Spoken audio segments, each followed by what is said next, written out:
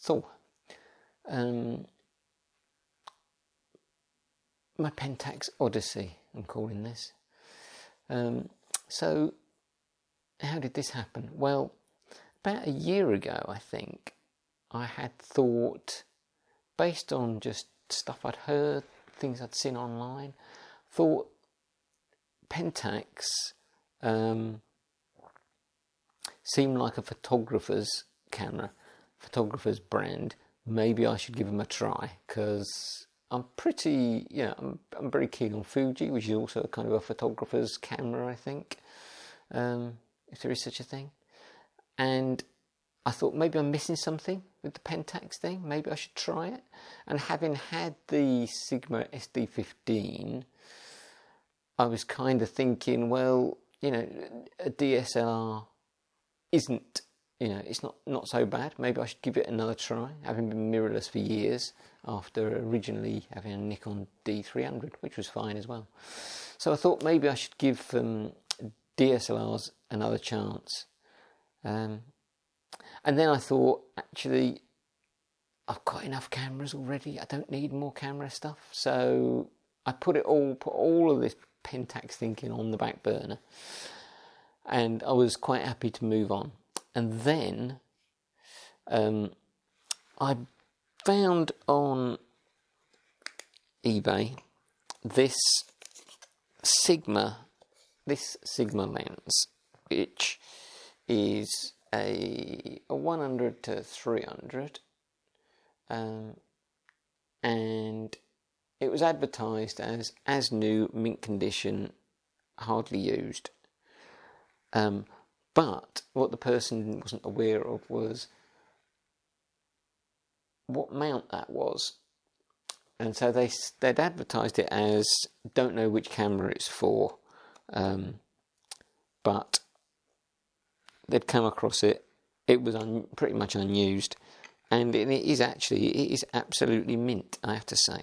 And they advertised it for £25 because they didn't know which camera it fitted. But based on that, I recognised the mount as Sigma SA. So I thought, okay, I'll put a bid in on this thing, and if I get it, I get it. If I don't, I don't. It's not the end of the world. However, nobody else bid, so the Sigma 100 to 300 was mine for £25.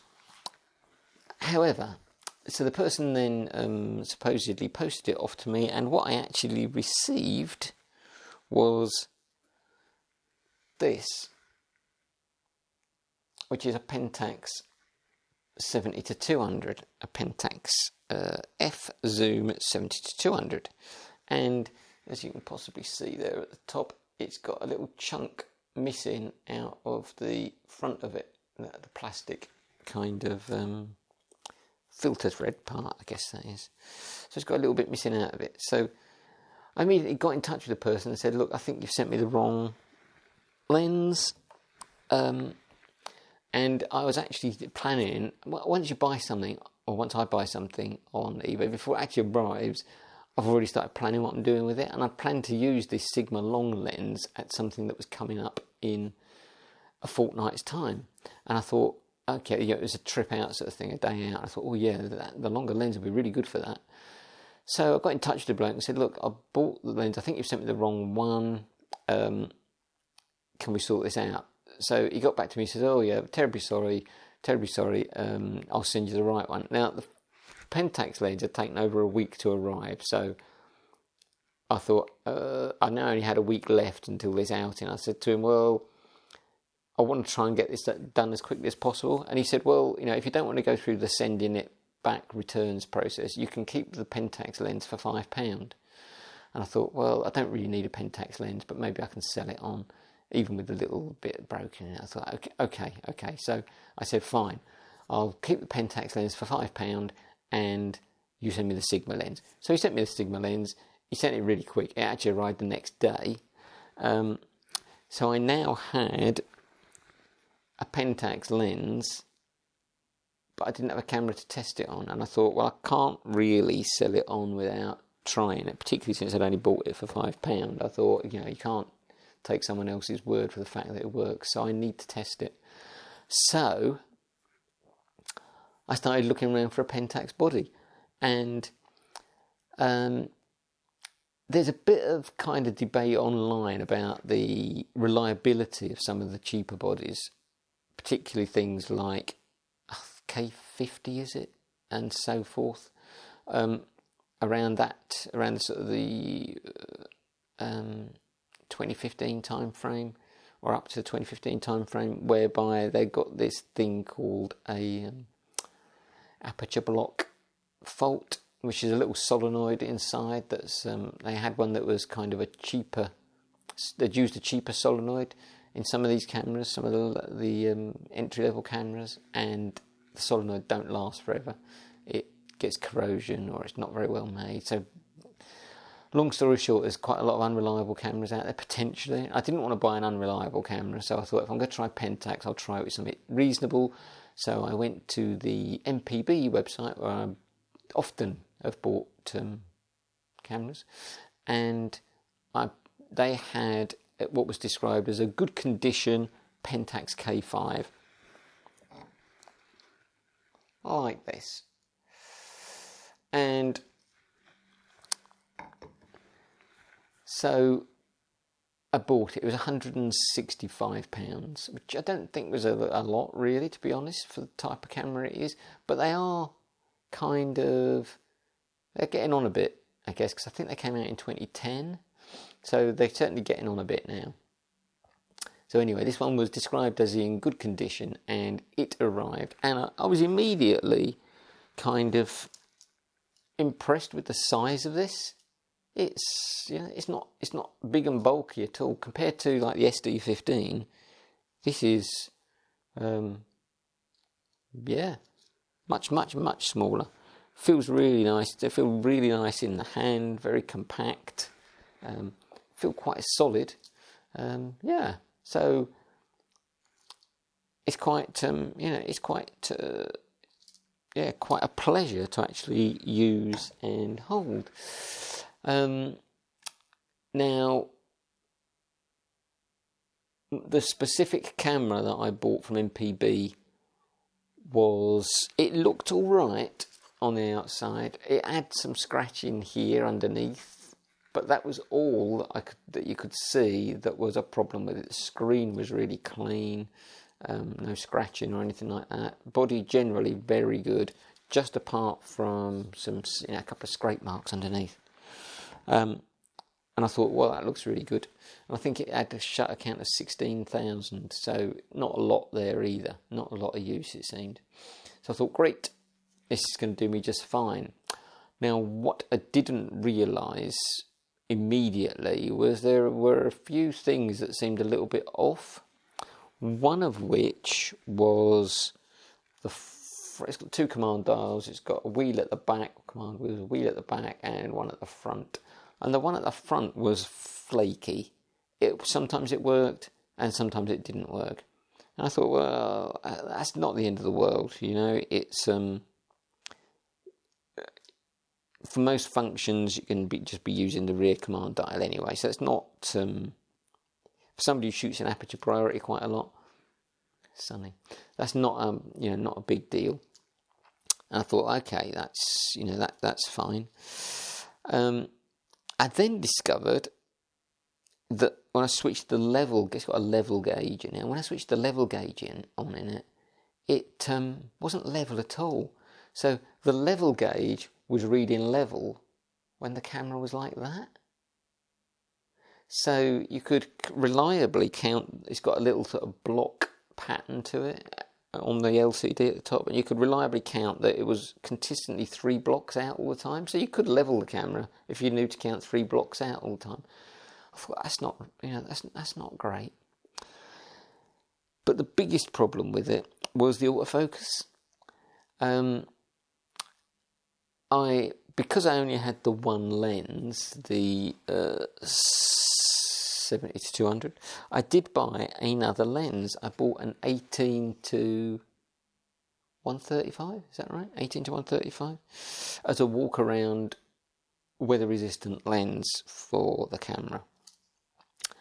And we had a trip out to Emsworth, beautiful sunny day. Got some, what I think are some reasonable images from that day. But I also got a lot of images that were soft and not quite in focus. And this made me kind of suspicious. And so I did some testing in the garden, because you can adjust there's an autofocus fine adjustment. So I did some testing in the garden with that lens, and it was quite a long way out. It required +10, which is the maximum on the autofocus fine adjustment. It required +10 to get it into focus. And I thought, that's not, that's okay. That's, that's, I'm a bit worried about that. I then tried my 70-200, checking the fine autofocus in the same way, same thing, +10. And I thought, okay. I then, this is a little bit further down the road, I then had the opportunity to get a reasonably priced 35mm 2.4, which is supposed to be Pentax's kind of one. I mean, it's a cheap lens. It's a kind of a £50 lens, I suppose, second hand.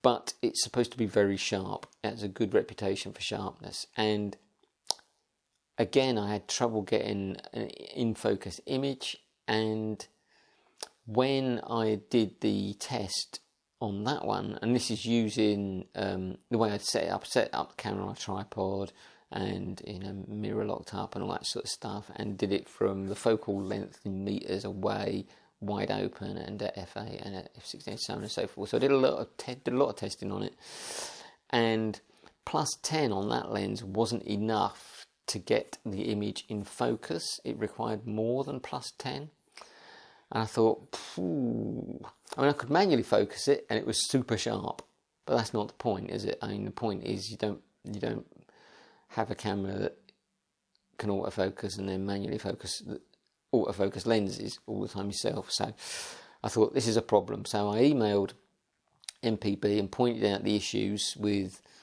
the front dial not being responsive, the level gauge being out, and it seems that you can't set it, you can't reset it in the Pentax K5, and also the autofocus being all over the place, really, or at least not accurate enough, and really the camera would need to be recalibrated with the lens.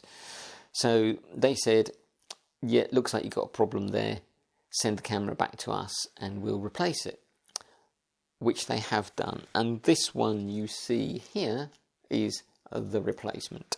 So this one was described as excellent condition, and it's only got, I think this one's got 6,000 on the shutter, and I've only had it a few days. So far, so good. Seems really good. I am going to check the fine autofocus, but so far, pictures I've taken, very sharp. So I'm pleased about that. And generally, I think these cameras, they feel, as I say, they feel very robust. They feel like a photographer's workhorse. They haven't got a lot of gimmicks and stuff associated with them. Just a lot of the good functionality you need as a photographer. They're not very customizable. They don't have lots of buttons and stuff for customizing. They have a couple, but not a lot, which is fine, I think, because the things you need most of the time, like there's a dedicated ISO button, there's a dedicated exposure compensation button. There's lots of, there's quite a few dedicated buttons for what you actually need as a photographer. And for the things that are not there, the menu system is quite good, I think. I mean, everybody says that the menu system on these is easy to use, and I think that's true. I think it's pretty straightforward. It takes a little bit of getting used to, particularly when you get down to the customization menus, where it's everything is either 1 or 2, which just, it just seems a bit techy. That's fine. Once you're used to it, again, it's fine. It's not a problem at all, I think. Obviously, for a DSLR, battery life is really good on these compared to mirrorless cameras, or most mirrorless cameras. except for the newer ones with bigger batteries. So that's good. I think you get good battery life from it. Obviously, the price of these I think is pretty good. Actually, this one, because it was in excellent condition, and I said this was the one I wanted after I looked at their website. As a replacement for the other one, I said I was happy to pay the extra £20 for the excellent condition one. So this one actually cost me £185, not £165 that the original one cost. But I'm hoping it's still going to be good. One of the other things about Pentax, which is a little bit strange, is the mode dial. I don't know if that will focus. It will. There's a lot of settings there. You know, SV, TV, I understand, TAV. There's a lot of settings that if you're not used to Ricoh Pentax, you could find strange. And then the modes, they include, you know, even manual has this thing called hyper manual. So there's hyper modes for these things, which actually, when you look into it a little bit, they just give you more flexibility rather than being strict and simple modes. They give you a bit more flexibility in the settings. I think that'll take a little bit of getting used to, but it's probably good. Probably a good thing, I think. And the camera on the whole, for a 2010 camera, I think the spec's pretty good. 16 megapixels, does quite high ISO, got high shutter speeds. It in some of these respects, you know, it outperforms things like Fuji's XE1, which is a 2012, 2013 camera. So, you know, in some ways, its spec is better than some of the competition that was around at the time. One thing, or a couple of things I really do like about the camera, particularly, I like the fact that you can use all of these older Pentax lenses really easily. So, for example, this one is the 50mm f1.7, and if I can find where the red dot is, you know, you can just pop that on there. No adapter needed. I mean, I think that's brilliant that you can use these older lenses with the aperture ring, manual focus, of course, but I mean that, you know, as a form factor for what is the equivalent of a 75mm field of view, I think that's pretty stunning. That's pretty good. And some of these older lenses are very good. They're not lacking at all. Some of them, I mean, there's plenty of cheap lenses out there, and some of them probably not that great. This one, although it's the 50mm f1.7, it's got a dent in the filter ring, which you might be able to see. It's there. It's got a fairly significant dent in the filter ring that will prevent, I think, a filter going on, which is a bit of an issue. But because of that, I bought the lens. Cost me £10. So I think as a trial intro to manual lenses on Pentax, I think £10 is fine. And one other feature that I particularly like is that if you leave the autofocus button wheel lever in autofocus mode and set catching focus to on in the menu, it will only fire, it will only allow the shutter to activate when sharp focus is achieved. So you can actually just hold the shutter button down and, you know, get your thing so that it's nearly in focus, and then when it's exactly in sharp focus, it will fire, but not unless. It's a bit like trap focus, I think, in other cameras. But it's just handy when the focus confirmation, it does have a spot that comes up in the viewfinder when sharp focus is achieved. But it can be, if you're working with something like an f1.7 lens, it can be pretty fleeting, its appearances in the viewfinder. So it can help, or I found it can help. Just make sure that you've got sharp focus. Given my now suspicions about the focusing of these things, it's for me it's handy to have that. And I think some of the other, I'll be trying out some of the other pretty darn cheap manual focus lenses, because I think I've already achieved some nice images even with the faulty version of the K5 that I had. I've achieved some nice images. And I'll pop one or two on the screen. But I think one of the good things about this camera, and particularly with it working with manual focus lenses and the like, is that it has slowed me down again. I can be a really rushed, panicky photographer, snapping away, and not spending enough time thinking about what it is I'm doing, thinking about how I'm doing it.